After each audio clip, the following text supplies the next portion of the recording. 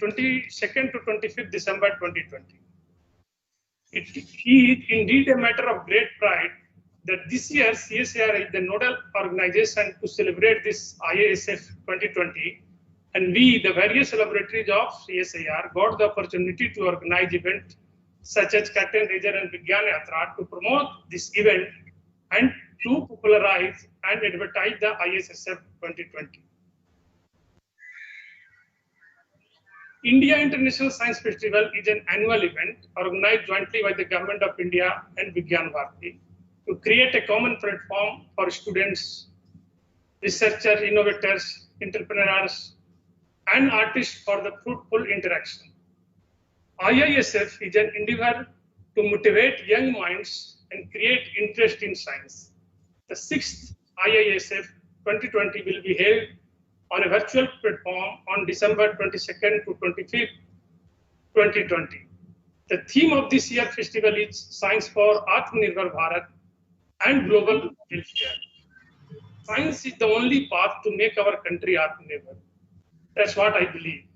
Any part of our life, be it education, agriculture, health, communication, etc., it is the science which will make us self-reliant.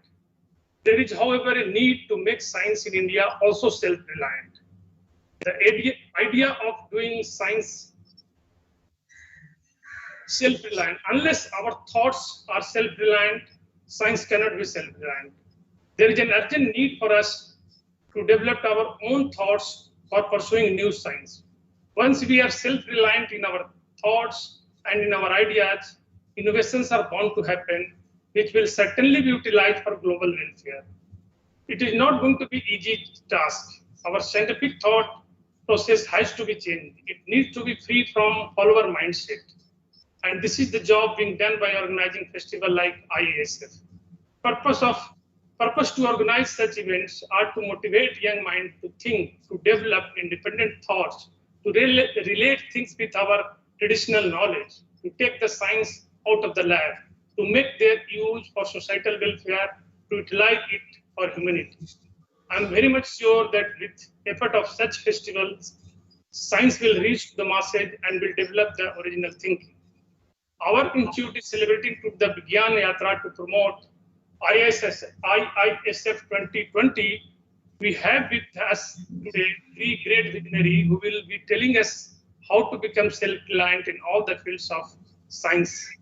Today, we have with us Dr. Shekhar Mandey ji, head of our family, DG of CSIR and Secretary of DSIR, a very well-known structural and computational biologist who set several examples in very recent past to how to make the country self-reliant. In the beginning of the COVID pandemic period, when the entire country was scared and we are facing huge scarcity of basic health equipment such as ventilators, PPE, medicines, vaccines, etc. Dr. Mandey was extremely busy meeting with scientists and directors of all the laboratories and led from front as a true leader and guided the scientists of all laboratories of CSIR to overcome these problems, which resulted not only in new innovations but also made India self-reliant in terms of ventilator, PPEs, testing kits, medicines, vaccine, etc.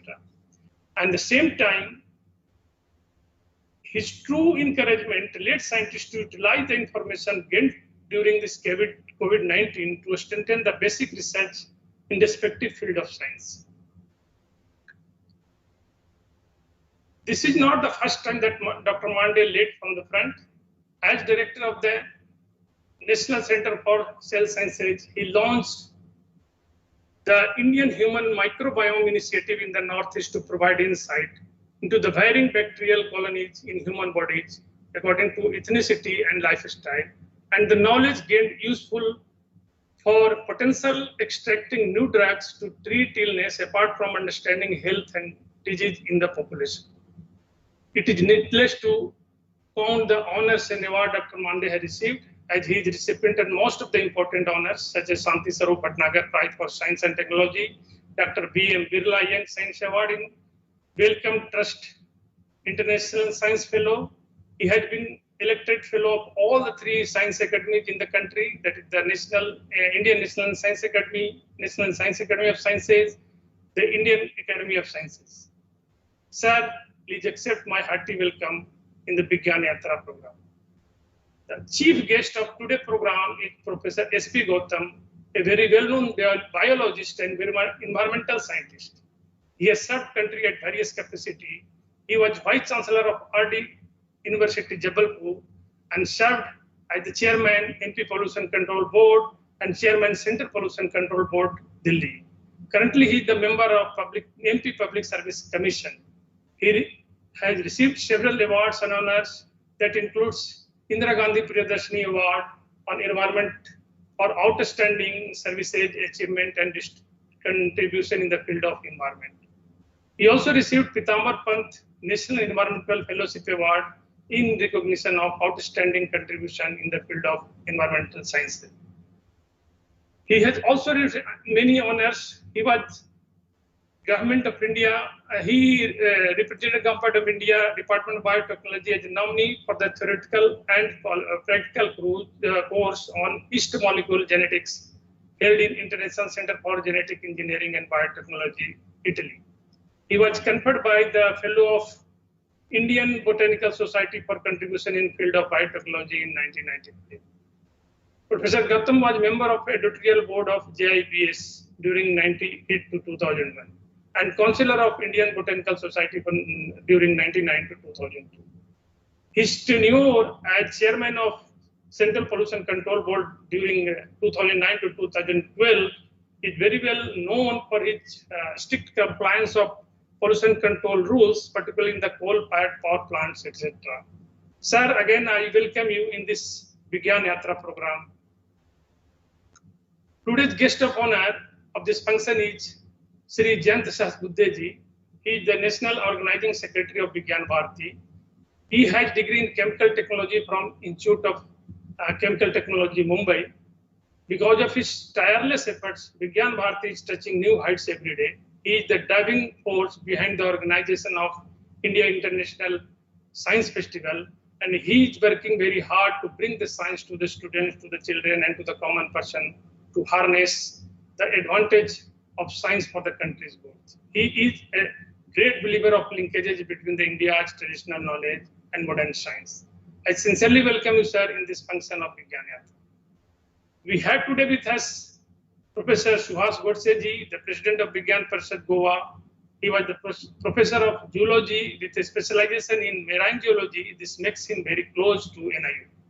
He is the person who works silently and makes any function very successful.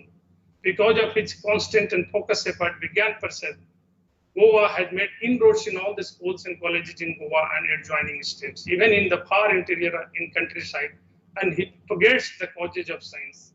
I welcome you, sir, in today's function. So with this brief welcome address, now I would like request Dr. Mande to give the presidential address. Thank you. Thank you very much, Sunil, for the kind words and the kind introduction. Professor Gautam, Dr. Sunil Singh, Professor Godse, Jayant Sahasbuddhe, and all the members of CSIR NIO family, all the members of Vigyan Bharati family, all the members of Vigyan Parishad family, a very hearty welcome to this particular function.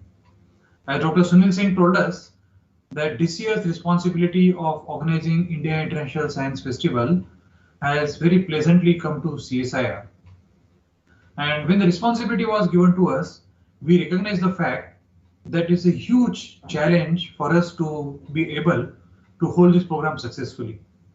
And the challenge is for the obvious reason that this particular time doesn't really seem to be real what we are passing through. And then all of things will have to be done online rather than meeting physically. But as always in the past, CSIR has always risen to challenges whenever they have been posed during the history, last 80 years history of CSIR. And CSIR has always converted these challenges into opportunities. So whenever there have been challenges in front of the country, CSIR has converted them into opportunity to provide solutions through its science and technology. And there are numerous examples. And as correctly Dr. Sunil Singh mentioned, the recent challenge of COVID, CSI started working, and in fact, we're very proud that we started discussing about COVID in the directors meeting in Goa on 25th and 26th February. Now remember, at that time, WHO had not declared COVID-19 as a global pandemic, but yet we had an inkling that we are looking at something very serious. At a directors meeting, there was a brief discussion that should a situation arise, what should CSIR do? And therefore, CSIR was able to put together a strategy, and I'm very glad that all labs of CSIR have contributed in implementing this strategy very effectively. So the credit does not go to me, the credit does not go to any of the directors, the credit does not go to any of the labs, the credit does not go to any of individual groups, but the credit goes to CSIR as the whole organization, which has stood up and provided some very interesting solutions during the COVID period. Now, the purpose of ISF, as I said, is to celebrate science in some sort of a festivity. There's the purpose, and we are already on the 6th edition of ISF. It is being held between 22nd and 25th December. As all of you know, 22nd December is the birthday of Srinivasa Ramanujan, the famous mathematician, and 25th December is the birthday of the former Prime Minister, Sri Atal Bihari Vajpayee ji. And both of them are not new to science. Atal Bihari Vajpayee ji gave us the slogan, or rather he added to the slogan of Jai Jawan, Jai Kisan with Jai Vigyan. And Ramanujan, of course, is one of the personalities who is born once in centuries. So symbolically, they are the 2 days that Dr. Harshvardhan ji chose, and we are celebrating science in that particular period. It's a time to celebrate achievements of Indian science as well. In Vigyan Bharati, we are very conscious that we celebrate science with Swadeshi spirit. And it gave me a great pleasure this morning when I woke up to see a paper in Science which talks of variations in monsoons in India because of the ocean currents and other aspects that happen in the Arctic region. Today's Science carries that particular article. It is authored by B.N. Goswami and his colleagues. All of us know Goswami very well. He used to be the director of IITM Pune, but now he has moved back to Guwahati at his family's request. But nonetheless, work like this make all of us very proud that we are able to go to the root cause of many other aspects that we see around us, that actually give us some reason to celebrate that contributions made by India to the world of knowledge are enormous. And there's only one example. There are many examples that have come up during the COVID-19 periods. And let us all celebrate these together during India International Science Festival. I urge all of you, your family, your friends, your children, your friends, all of you, please do register for the event and please do come in large numbers. Thank you all very much. Thank you, sir. Thank you very much. Now I request our chief guest, Professor S.P. Gautam, to deliver his talk. Thank you very much, Dr. Sunil. Honorable Director General, Dr.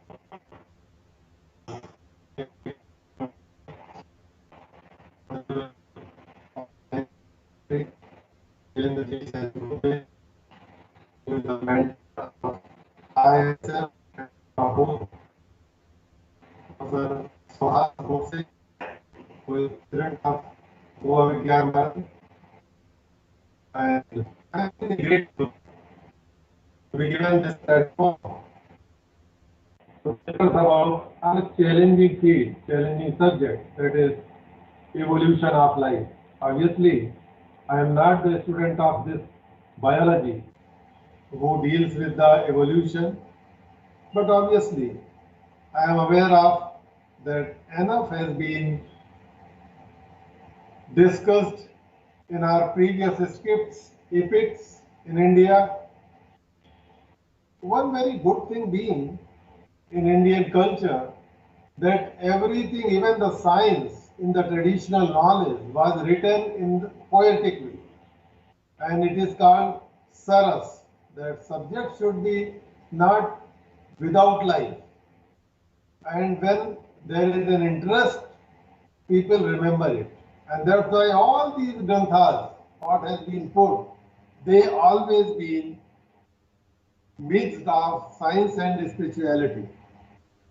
If you look at one of the 18 Purans, Srimad Bhagavatam, where Lord Krishna straight away says, Jnana Vijnana Sampanno Bhaj Mam Bhakti Bhavita, means those who want to worship me, the God, the truth, they should be well fortified with knowledge and fortified with the science.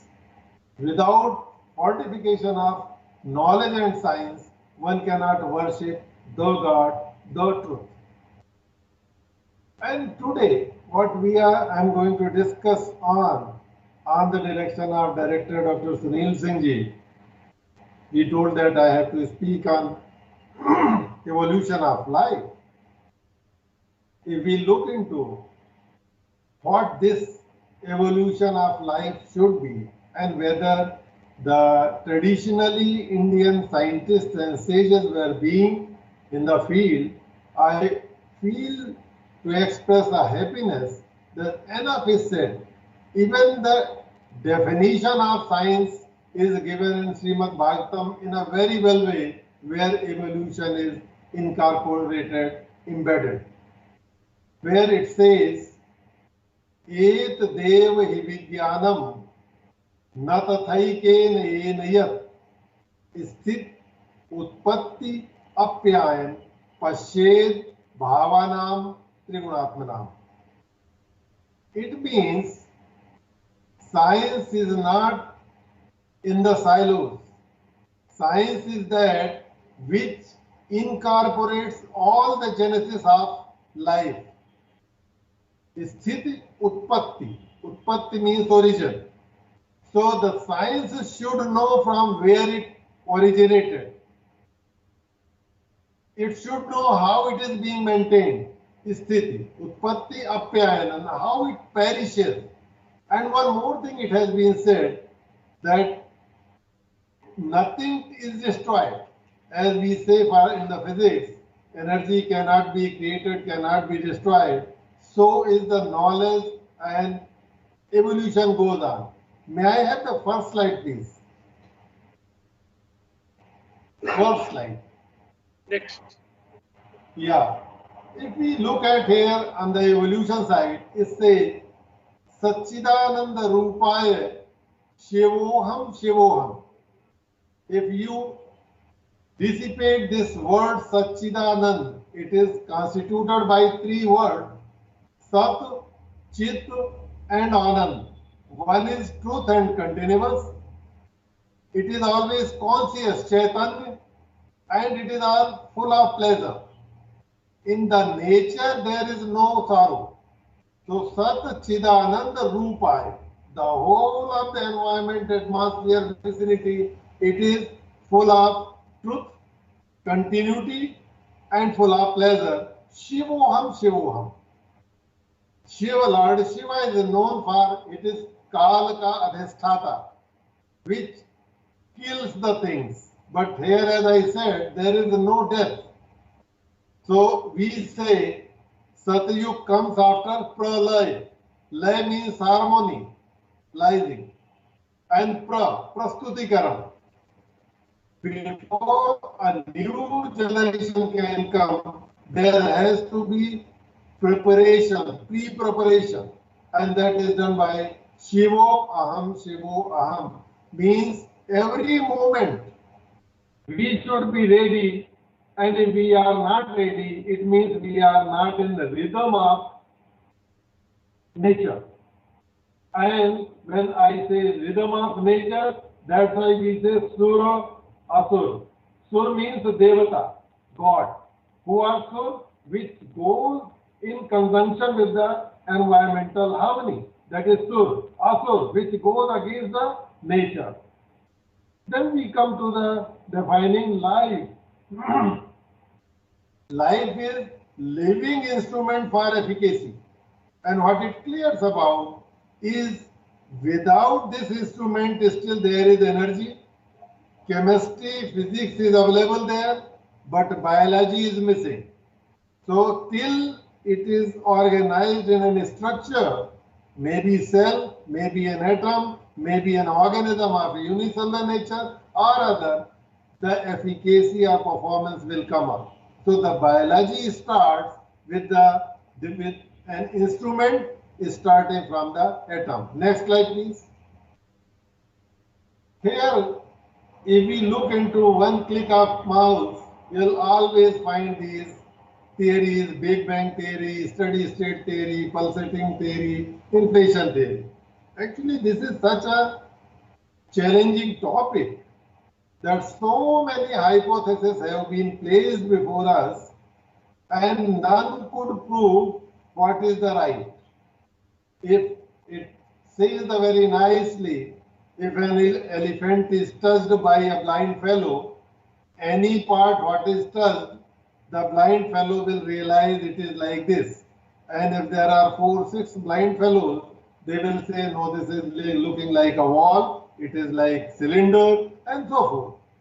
So in all these theories, Big Bang theory case, material burst out and it expanded. If there was enough density, heat, everything being generated, expanded, and life came to existence after cooling of 3,80,000,000 years, 80,000 years, and lakhs of years look only for coolness. Then they are not talking where origin of life been. It was only for the origin of universe.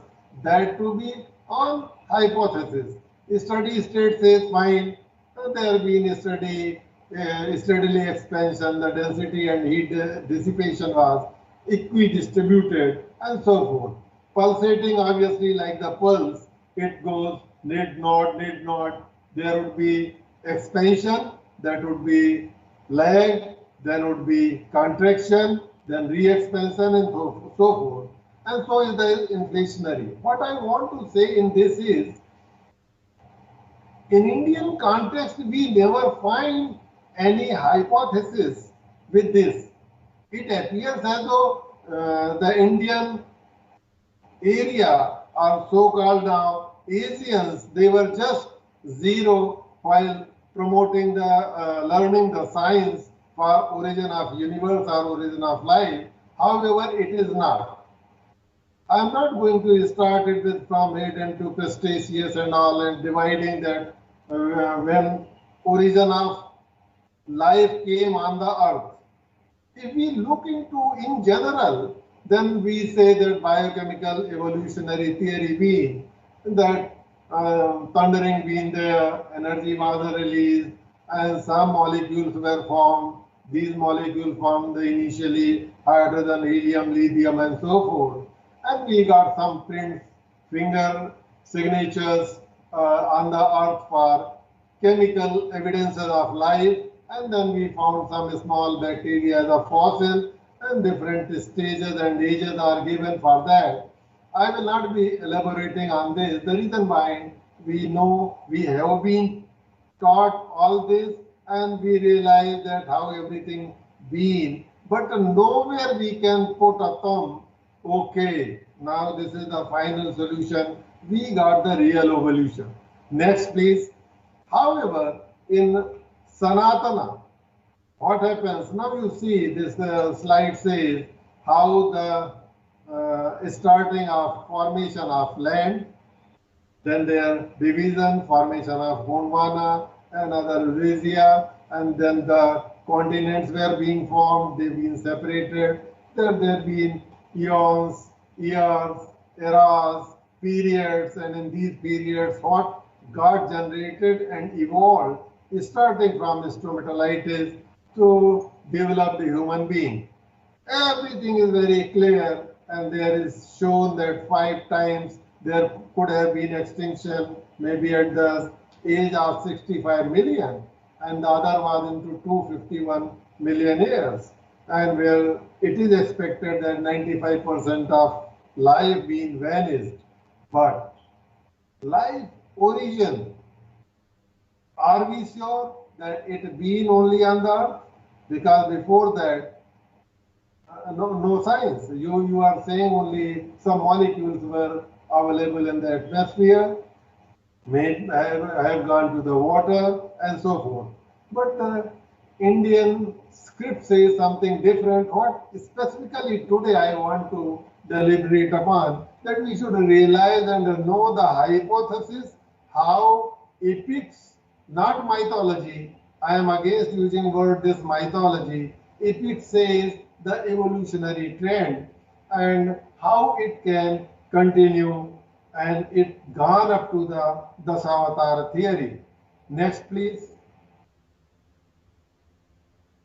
Okay, as I already said, the first sloka very clearly says, Et dev hi vigyanam na tathaikena yena yad sthiti utpatti apyan pashed bhavanam trigunatmanam. We have to start from the last trigunatmanam. Means there are three gunas, and these three gunas are Rajoguna, Satoguna, Tamoguna. Deliberately I am putting Rajoguna in the first. Rajoguna means a binding force which binds two molecules as two electron comes and they form a bond. Satoguna, this is a force which allows these bond continues. The third is Tamoguna, which divides this bondage, and obviously energy is liberated. Energy is liberated, plus there are no perishing, no death, but the two molecules are coming. The moment the energy bond is broken, energy is liberated, one, and some chemical molecules are coming out. So there is no death. That says Sanatana, number one. What it says, these three kind of forces do create three activities. They do perform three activities. One, originates, utpatti. Second, maintenance, sthiti. Third, apyan, dissipation. And when all these three are taken into consideration, and the most and foremost important thing is, the world should not be seen in variegation. This has originated from one. So one has to see that all these three gunas, forces, chemical binding, created, maintained, and then dissipated something, these being the temporary phases. And they being evolved only from one thing. Thereafter, what it said, fine. If we are looking at the evolution of life, so first of all, where it would be evolved, it should be known. The second sloka clearly says, Tam sadapi bhuta dervi kurvanat bhunabha tasya matra guna shabdo lingiyat drashta drashtayo, means there being mass of energy, and as you say in the Big Bang theory, the energy got dissipated at once. And the moment it dissipated, what happened? There been creation of sky. But before that, what I want to emphasize upon here, in other theories also it is said that the sky was generated, then gases were generated, then water was generated. But what is the difference in the hypothesis speculated by our scientists, our sages, whatever you say, is before sky, the subtle form of sky was there, the tanmatra, and that tanmatra or quality, that is shabdo, sound. So before formation of sky, sound was generated. I am not going to discuss on spirituality, but still here I would like to touch upon this word sound. In spirituality it is called Nado Brahma, Akshara Brahma. Means those scientists realized that Shabda or sound forms the waves. It is wavy in nature, the flow of energy in this form. and the subtle form of sky is sound. And when sound like monomer accumulates, thereby we know that well-established fact now that how many things are being interrupted in the sky. We spy over the other countries, from that we intercept and all that. But the important thing is that this nature of formation of sky was known to the sages during the evolution, because when we say evolution means there been some point from where it started. The development or the growth, it has to start from a place, a point. And what been that point? The point was this energy source, and then the formation of sky through sounds means the tanmatra of sky is shabda. If there is any sound, means sky is there. There is already a space, ether, in the sound waves. The second shloka says, Nav soto vikurvanat bhut sparsa gunonila paranvayat shabdvasho prana ujah saho balam. The second thing is, this is anila, vayu. The moment gap got created, there being in a vacuum, molecules were in the form, the energy got in the form of gases, and its subtle form was sparsha. It means that then they realized that now charge developed. If anything, if the air comes to the body, near the body, you realize something is touching. And this energy form, subtle form, here the quality is sparsha, touch. And touch is coming with the charge. But the previous succession of sky quality is also coming to this. So, shabd means nad, sound, and touch, both are the characteristics of air or gases. And what it does inside the body, they are very clearly saying it helps to maintain oxidation, pran, because of this gaseous form one can survive. It is the oxidant. Then oj, all phase, temperature is being maintained by this. Saho balam, the power. So this form of component, now this is evolution, origin of life. And but before the origin of life, these things are being made very clear how life is going to be and how it is going to form. What could be the basic strength of this, and how one should perceive for rectification of life in furtherance. Then the third stage comes, Vayorapi Vikurvanava Kal Karma Swabhavata Tejo Ve Rupavat Sparsa Shabdavat. Vayorapi, actually, this is Vayorapi. There being transformation in this air, and they again made a distinction. In this air, there are three words. Kal means time and energy. Karma means its function. Swabhavat means habit, obvious. So what obvious is going to be with this? The moment the gases run very fast, there is expansion, transformation, it generates heat or fire. The fire's subtle form is tejo, heat, burn. But the previous succession of those two qualities are also coming into the fire.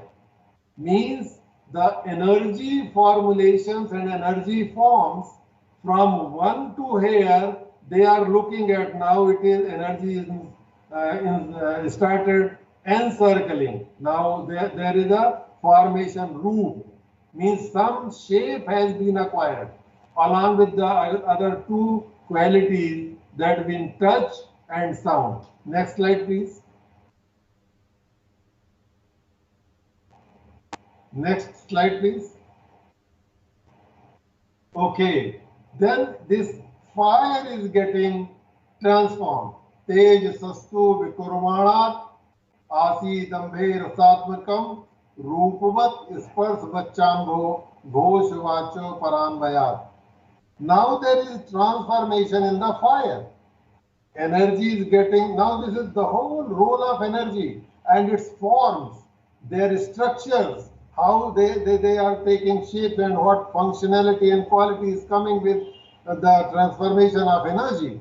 So here it is saying that when the fire is transformed, it is going to form water. And what water is going to have? Its subtle form is rasa, solvent. And this solvent has all the previous succession qualities in it. Means in water you have the sparsha, shabda, sparsha, tej means there is a shape. You can feel it by touch. You can have the sound. If water is moving, you can find sound. Means all these four characters, and they are the characters dissipated because all these four forms of energies are available. So whenever we look into the quality of water, we should realize that all these four characters or properties what been imbibed during the evolution in the water are going to be performed, and you can manipulate and understand the life and thereafter. When there is a transformation again in the water, what happens? Visheshastu vikurvana dambhaso gandhavan bhut paranya yad ras spars shabd roop gunanvita. Means the moment this solvent absorbs something, means it is working as a solvent, but its subtle form is smell. Subtle form is smell. When anything smells, means the basic quality is of water. And this water with the previous succession, now it has all four characters. It is going to have again sound, touch, shape, and this fourth is water ras. And then once it absorbs something into it, there would be gandha, smell. And then by dissolution of solutes, generation of earth took place. So these five components came up like this. Now you see, this is a very important line I am going to read for you, is Lav Nimesh Mah Bhuvan Nikaya Rachai Jasu Anushasan Maya. This is from Ramcharitmanas by Goswami Tulsidas. What it is saying, that all this formation of Brahmanda, it appeared only at the 1/4 second time, but it was not haphazard, as has been hypothesized by all rest of the Western philosophy and science. Here it was Rachai Jasu Anushasan Maya. These words I would like to elaborate. People think Maya is treated as illusion. No. It is sheer potential power for creation and energy in want of energy. Chemical reaction in want of energy is Maya. Anushasan means discipline. And we know, as a student of science, nothing in science goes haphazard. It is always bound by physical, chemical, and biological laws, universal laws. So this is an important thing, but it is differing a lot. And perhaps because of this, there have been criticism in the past that since we could not found the signature of all developed forms at once, we said no, the gradual evolution came up like natural selection, and so is the biochemical reactions. They took place millions and millions of years, and that's why the unicellular form, when it was synthesized obtained. Then it took millions of years to go for multicellular form, and sorry, and then organogenesis took place and so forth.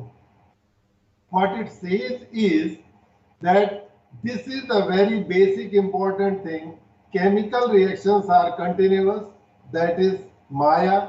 If there is potential difference, there would be clear reaction. I'm not going to elaborate on much of the physics and chemistry down here in this.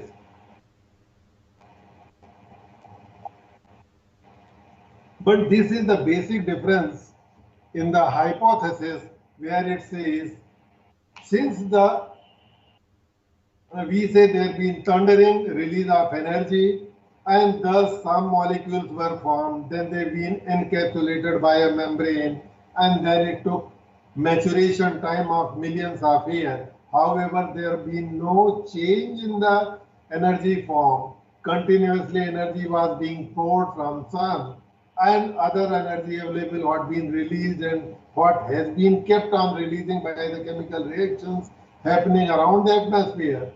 They've been available, but still we could wait in other hypotheses for millions and millions of years or lag phase, waiting for chemical reactions or biological reactions, so forth. Next slide, please. Okay. On what basis they've been saying this? If we look at the atomic structure, properties, and functions, it appears as though, hey, this is the story of 50 years back, maybe 100 years back. However, these scripts have been written at least in the 6th century. Srimad Bhagavatam was written in 6th century, maybe you delay for up to 8th or 10th century. Manas was written 600 years back. And here what it is saying for the property and Paramanu. Lav Nimesh Paramanu Jug Bharas Kalap Sar Chand. This is the one line where it says, and now here in these 3 lines, the structure of atom has been described. Electron, proton, and neutron. So on the top it says, Tum Samarup Brahma Avinasi Sada Ek Ras Sahaj Udasi. Neutral. There is a component in the Parmanu atom. There is no word atom is used. I am using atom so that people realize what I am talking about. They were using only Parmanu. Parmanu was consisted of 3 things. One was neutral, but it was available in all the forms. There was no exception. I know that the modern science found some exceptions where neutron is not available. But there it was said, Tum Samarup Brahma Avinasi Sada Ek Ras Sahaj Udasi. And the functionality of it says that it is mostly neutral, it is not broken, and usually remains to remain in the Paramanu. The second line says, Sarv Sarvagat Sarv Uralay Basasi Sada Hamkahu Paripalay. Means if you want to maintain the Paramanu, I am using word now atom, the role of proton is to maintain the structure of atom.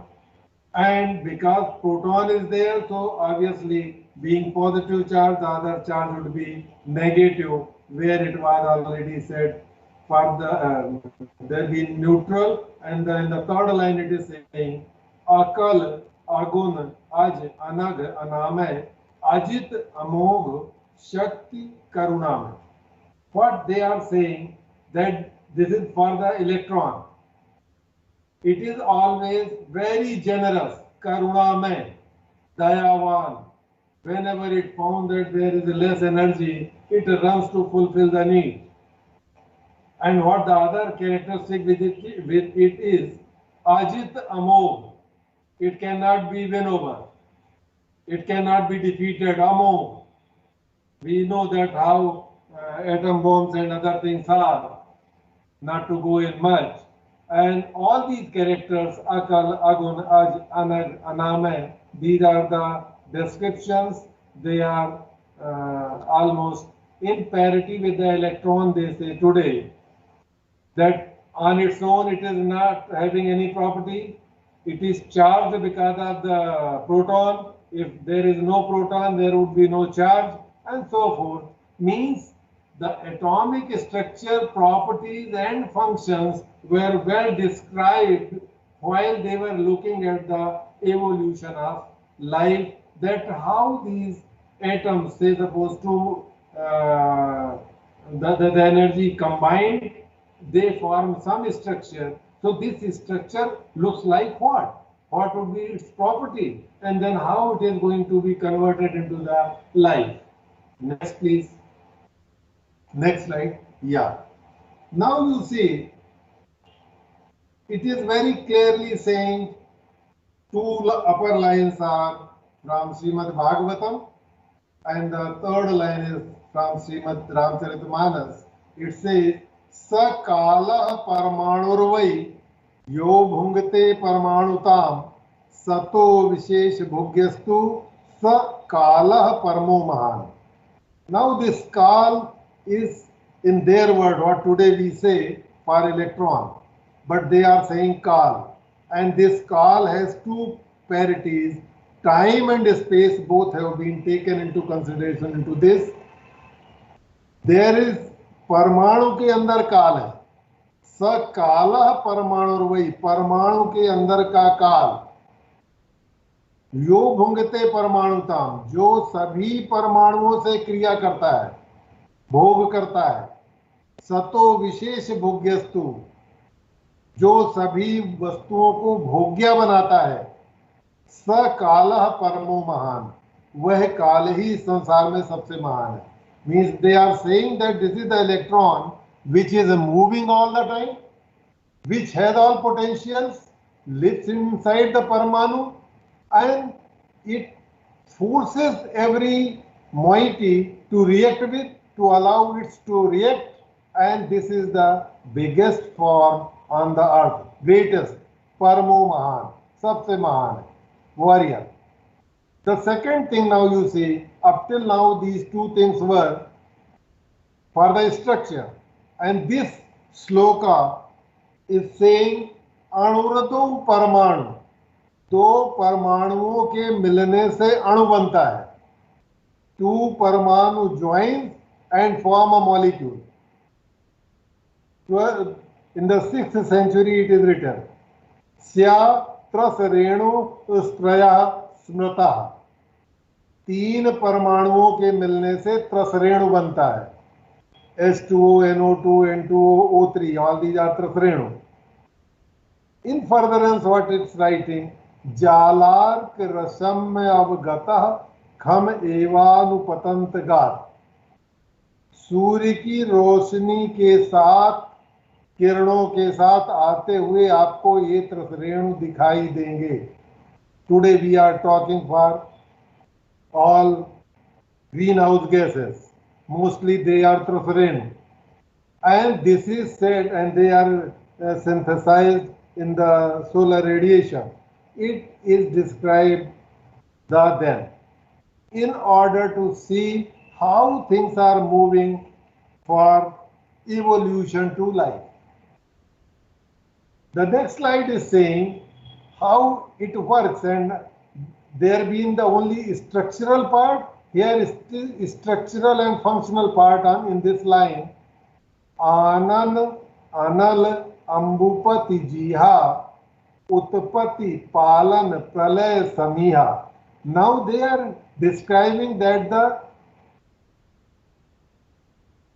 mouth of the Parmanu is fire. Electron always lives outside.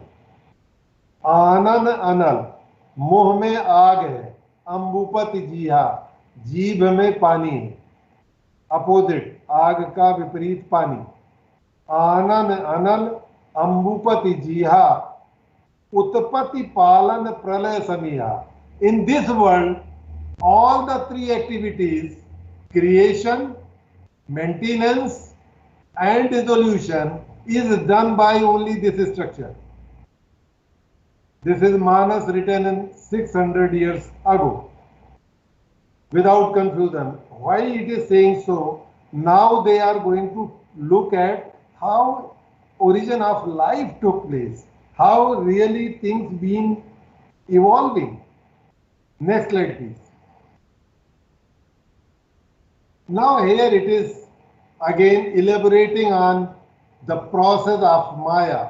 Yeah, one thing I would like to make a mention of here is that only in the December issue, only this month issue of Department of Science and Technology, Vigyan Prasar, the Dream Magazine 2047 has published a portion of this talk by the caption Photon to Phyton, formation of body from photon. I'm going to describe. Let us see into how much time I have. Sunilji, please direct me, because when I speak, I don't have time control.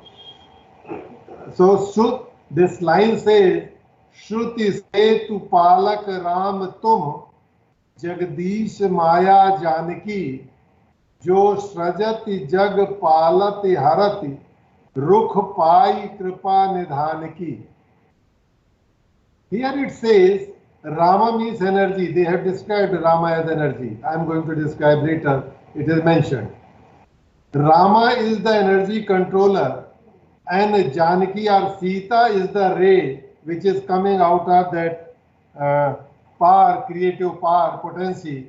As it is written, you are the custodian of Vedic laws, and Janaki is your Maya, divine energy, who creates, preserves, and dissolves the universe in receiving the tacit approval of your gracious self. Means the atom controls electron, and on the basis of electropotential difference, the Maya reaction in want of energy will take place. What it says in the other line, Jo Sraji Palai Harai Bahori Bal Keli Sam Vidhimati Bori. The ways of providence are most perverse and strange. He creates, maintains, and then destroys as silly as child's play. Now you remember, the energy has no pains. As the child plays with the soil, forms some house. While forming the house, it enjoys. While mingling the soil, it enjoys. And when it breaks the house, it still enjoys. So this is the way of action of energy. It is all vairagya. It is not attached to anything. Next slide, please. Now it is saying that in the whole, the whole of universe and world is under the control of something, and this control is how it is doing is said. Yan Maya Vashvarti Vishwamakhilam Brahmadi Deva Sura Yat Sattvad Mrasaiva Bhati Sakalam Rajau Yatha He Brahma. Obviously in the side I have written, whose Maya means creative power, not illusion. Repeatedly I am saying, Maya has been decoded by Tulsi at least 40 places during the evolution. Holds way over the entire universe, including gods like who creates Brahma, downwards, and demons, whose presence creates positive reality to the world of appearance. Means all this goes around the forces. They have considered all those four forces, strong, weak, electromagnetic, and so forth. What it is saying now, look at the structure, how they've been combining Pam Bhag Sobhati Anukula Adi Shakti Chabinidhi Jagamula.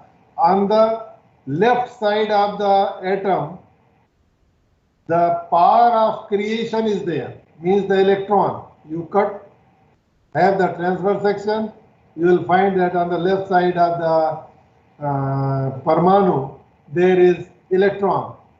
And what its beauty is, Jaswans Upajahi Gun Khani. All the characteristics are developed by this electron. Aganit Lakshi Uma Brahmani.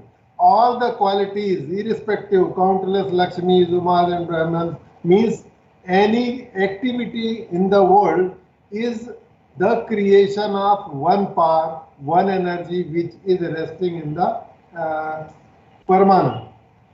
Next slide, please.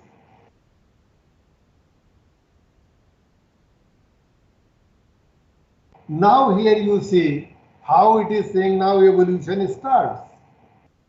World genesis by the sun. Here it says, Sahaj Prakash Roop Bhagavana Nahita Puni Vigyan Vihana. Here I would like to decode 3 words which will come in furtherance as well. Bhagavan. We kept on listening Bhagavan. Bhagavan is nothing but all those 5 components. Bhumi, Gagan, Vayu, Agni, Neel. We feel that Bhagavan means something. Here it says very clearly what is Bhagavan. And when this Bhagavan or 5 components are covered by one thing, it becomes a Bhagavana. Bhumi, Gagan, Vayu, Agni, Neel and Avaran. When these 5 are encapsulated by something, it is Bhagavana. It starts from atom to organism of any form. This is Bhagavana. One more thing is, in Srimad Bhagavatam, they have clearly again defined Kal and Bhagavan. I would like to read for you. Prakriter gun samyasya nirvisheshasya manavi chesta yatah sa Bhagavan Kal ityupalakshita.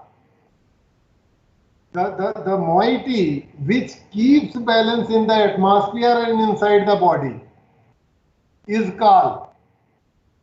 And the performance done by this is called Purush. And that's why we say there is assimilation of Purush and Prakriti. So Purush is the potency which acts for the evolution. And here it says now, Sahaj Prakash Roop Bhagavana, the subtle form or tanmatra of the body or monomer of the body of anything is photon, bundle of energy. Everything has been created by that bundle of energy. Sahaj Prakash Roop Bhagavana. So monomer of body is photon. Sabkar Param Prakashak Joi Ram Anadi Avadhapati Soi. Everything is being enlightened and energized only by those photons which have been accepted, and then electron emits and photosynthesis takes place in the plant and we bank on and the whole ecosystem develops.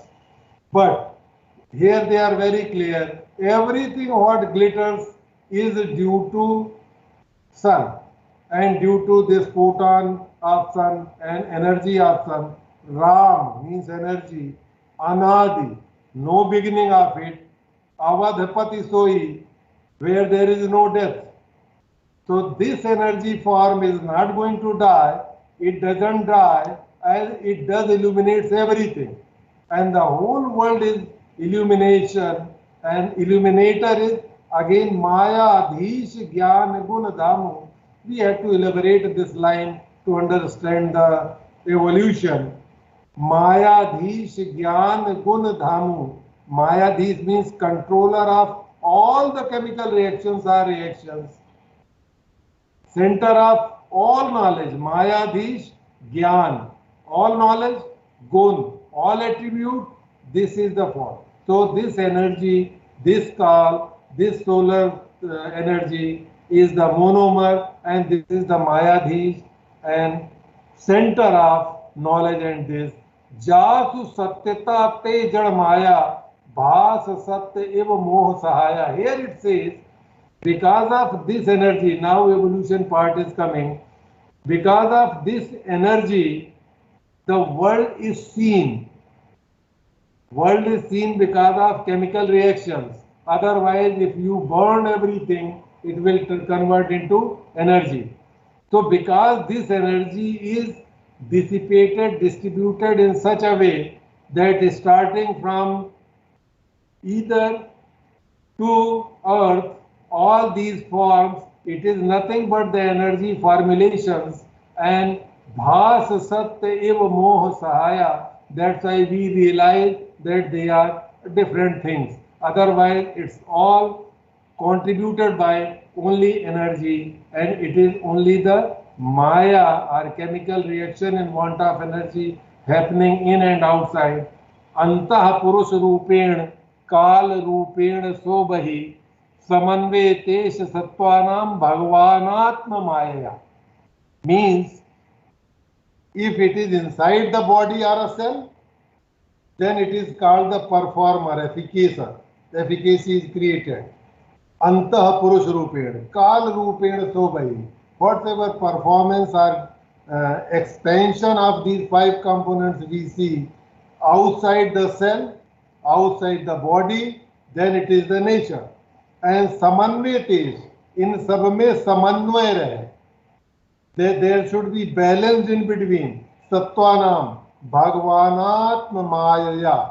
It is because of Maya of external and internal, means because of all the forces which are resultingly, synchronizingly working into it, is called Maya, and it keeps the balance, and this balance has created self.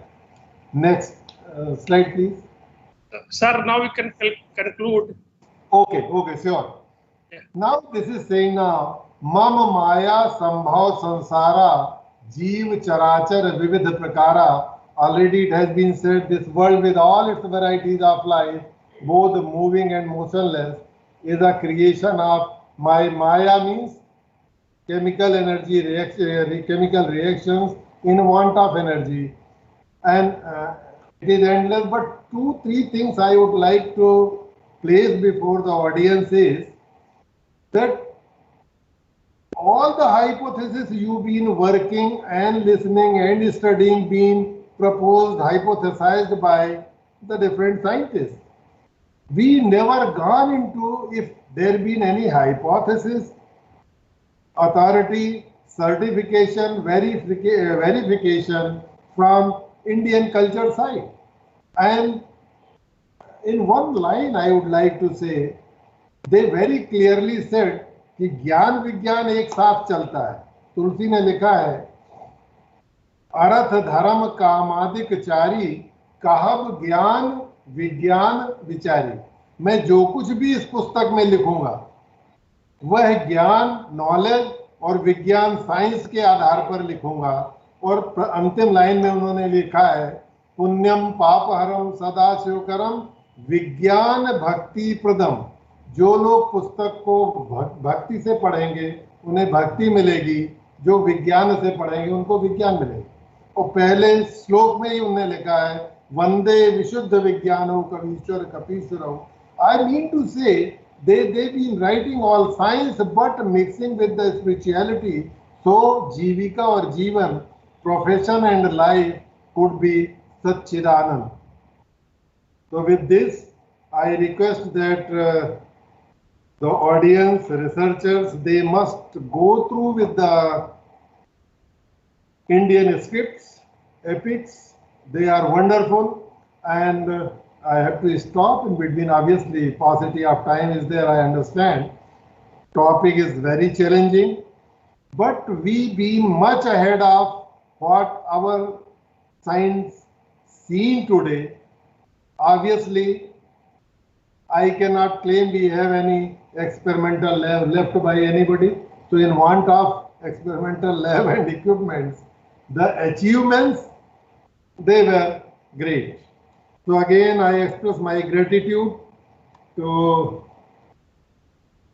Honorable DG, Dr. Shekhar Mandeji, the Secretary General Vibha, and Director Dr. Sunil Singh ji, calling upon me here, giving me a chance to share the views of our sages, which written on evolution of life and science. nature. So with this, I thank you all again once. Thank you very much.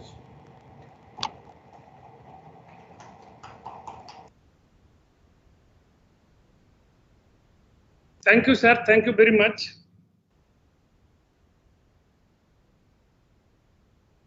So, our guest of honor, Sri Jain Sasbuddhe ji, he was there just now, but I think he is facing some problem in connectivity.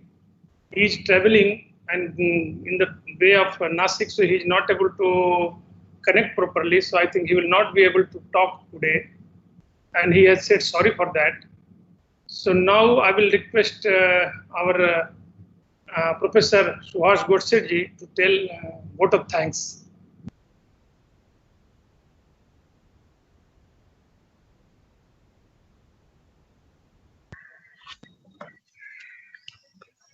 Namaste. It has been a very informative series of talks today.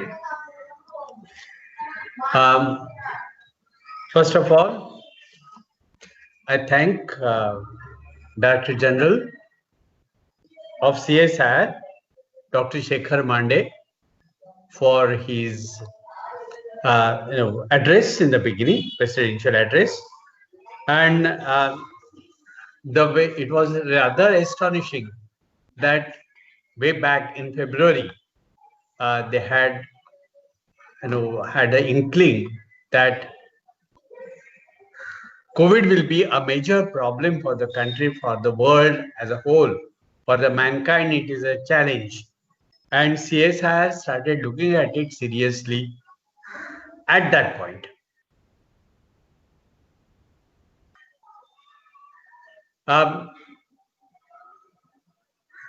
His support for India International Science Festival has been consistent, and with his guidance, help, I think this year's event will be keeping in tradition of the achievement, though we are handicapped because physically this event cannot be done, but still virtually a lot is being achieved. Professor S.P. Gautam has shown his deep knowledge of Sanskrit simultaneously with his mastery over science, and quoting from Bhagavad, Ramcharitmanas and other references, he has shown that the evolution of universe and life has been something that has been prophesized or maybe hypothesized, or there were some possibly ways of coming to conclusions in the past, maybe through deep thinking and meditation. But today, as we see, we require to go back into those texts and try to explore more, because some information has already been existing and we are reinventing the wheel sometimes. Well, we appreciate your view, sir. I thank Director of CSIR NIO, Dr. Sunil Singh ji, for organizing this program so well and giving a different aspect of knowledge to the scientific world, arranging for that. And then I do thank the other organizing team, namely Sundaresh ji. Then we have amongst us also the whole team. In fact, I should not take one and two names. And I thank everybody for being with us today. And it has been a good function. Just I do note at this point, is that science and philosophy are complementary to each other. At least in Indian culture, it was so. There was no conflict. In fact, philosophy complemented science, and science reinforced the philosophy. Secondly, we have a difficulty, as we have seen today, that people who know Sanskrit did not learn science or modern science, and the scientists from the modern field did not have much opportunity to go into the depths of Sanskrit. As a result, there is a gap, there is a valley in between. Maybe over time, with scholars like Professor S.P. Gautam, the gap will be reduced and we will have access to more and more of this knowledge. On this note, I thank CSR NIO for nicely organizing this program. Thank you, sir. Thank you, Godse Saab. And I think we are at the end of the program now. So, with everybody's permission, now we would like to stop it here. Thank you very much. Thanks a lot.